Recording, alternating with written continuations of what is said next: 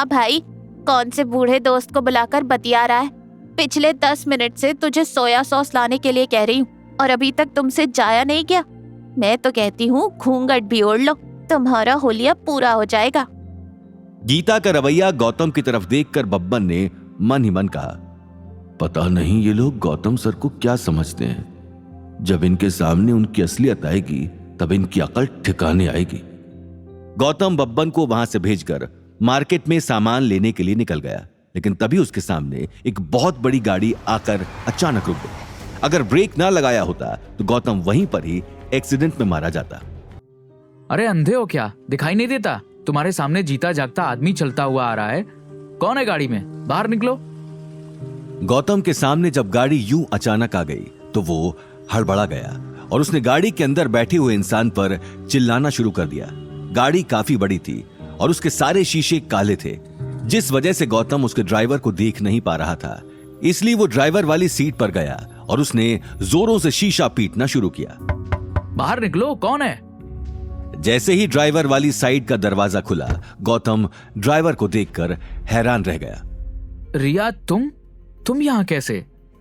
रिया सिंघानिया को गाड़ी से उतरता हुआ देखकर गौतम के होश उड़ गए और वो अपने आसपास हर जगह सर घुमाकर देखने लगा कि कहीं अवनी उसे ना पकड़ ले।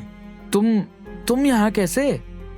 आज रिया बहुत ही बंद संवर कर आई थी। उसने वन पीस की वाइट ड्रेस पहनी थी जो उसकी थाइस तक थी और उसने बाल खुले छोड़े हुए थे और साथ ही एक सुर्ख लिपस्टिक लगाई हुई थी। उसने गौतम की तरफ कदम बढ़ाते हुए कहा, तुम्हें क्या लगा मैं तुम्हें उड़ा दूंगी? ऐसा बोलकर रिया हंसने लगी। गौतम को रिया की ये बेकार बातें पसंद नहीं आ रही थी। देखो, तुम मेरे से ये बेहुदा मजाक मत करो। आखिर गाड़ी चलाने की भी कोई तमीज होती है। अगर तुम्हें गाड़ी चलानी नहीं आती तो किसी ऐसे को अपने साथ लेकर निकलो जिसको तमीज से गाड़ी ड्राइव करनी आती हो और वो रास्ते में लोगों को मारता ना फिरे।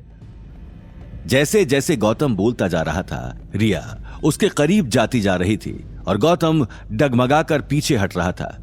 रिया गौतम के नजदीक बढ़ते हुए बोली, वाह गौतम, तुम भी कमाल करते हो। बस इतनी सी बात से डर गए, इतनी सी बात से घबरा गए। मुझे तो लगा था कि तुम्हारा दिल काफी स्ट्रांग है, तुम्हें काफी हिम्मत है, लेकिन तुम तो एक मामूली गाड़ी से घबरा गए।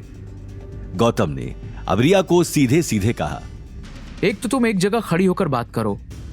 रिया गौतम की बात सुनकर वहीं रुक गई और उसने एक रोता हुआ चेहरा बना लिया। यह देखकर गौतम ने कहा, आखिर तुम ऐसा अजीब सा चेहरा बनाकर क्यों खड़ी हो? अगर आसपास के लोगों की नजर इस पर पड़ गई ना और उन्होंने तुम्हें ऐसे देख लिया तो सब मेरे पीछे पड़ जाएंगे कि मैंने तुम्हें रुलाया है। इसीलिए नॉर्मली बिहेव करो और जो मैं पूछ रहा हूं उसका जवाब दो। रिया ने अपने आंसू पोंछने का नाटक किया और कहा, वही तो कर रही हूं गौतम, मैं यही चाहती हूं कि तुम बोलते रहो और मैं तुम्हारी बातें सुनती रहूं, तुम्हें घंटों देखती रहूं। मेरी यही तो एक इच्छा है और इसलिए तो पिछले 2 घंटे से मैं वहां कोने वाली दुकान के पास खड़ी होकर तुम्हारा इंतजार कर रही थी। और अब जब मैंने देखा कि तुम यहां पर अपनी मस्ती में चलते हुए आ रहे हो तो मैंने भी एक छोटा सा मजाक कर लिया। और बाय द वे, मुझे गाड़ी अच्छे से चलानी आती है। अगर नहीं आती होती ना तो सच में तुम्हें उड़ा दिया होता। ऐसा बोलकर रिया हंसने लगी। तुम ये क्या बेवकूफाना बातें कर रही हो? हम मार्केट में खड़े हैं और तुम तमाशा करने से बाज नहीं आ रही। रिया ने गौतम के सामने अपनी दिल की बात का इजहार करते हुए कहा, तमाशा तो तुमने मेरे दिल का बनाया हुआ है गौतम। उस दिन मैंने होटल में जब तुम्हें बुलाया तब भी तुम मुंह फेर कर वहां से चले आए। मैं तुम्हारे सामने बैठी गिड़गिड़ाई, तुमसे बात करनी चाहिए, लेकिन आप तो जनाब इतने बिजी हैं कि हम पर ध्यान ही कैसे जाएगा। गौतम ने रिया को वार्न करते हुए कहा, अपनी बकवास बंद करो, जो कहना है सीधे सीधे कहो और अगर नहीं कहा जाता तो मेरे रास्ते से हटो। मुझे मार्केट से काफी सारा सामान लेने जाना है। तुम अमीरजादों की तरह मेरे पास वक्त नहीं है। मेरे पास घर में करने के लिए बहुत काम है। मैं तुम्हारी तरह आराम करने के लिए पैदा नहीं हुआ। रिया फिर से धीमे कदमों से गौतम के करीब जाने लगी और कहा, अगर तुम ऐशो आराम में पले बड़े नहीं हो तो क्या हुआ, मैं तुम्हें सारे ऐशो आराम दूंगी। गौतम को रिया के मंसूबे कुछ अच्छे नहीं लग रहे थे, इसलिए उसने रिया को जवाब नहीं दिया और अपने हाथ में पकड़ा हुआ थैला घुमाते हुए सामने फल सब्जियों के ठेले पर चला गया। भैया, मुझे आधा किलो टमाटर दे दो और 1.5 किलो आलू। रिया गौतम के पीछे पीछे चलने लगी।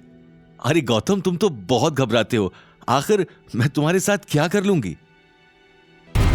आगे की कहानी जानने के लिए देखिए अगला एपिसोड सिर्फ पॉकेट एफएम के यूट्यूब चैनल पर और रॉयल वारिस के सारे एपिसोड्स को सुनने के लिए डिस्क्रिप्शन में दी लिंक से डाउनलोड करें पॉकेट एफएम ऐप।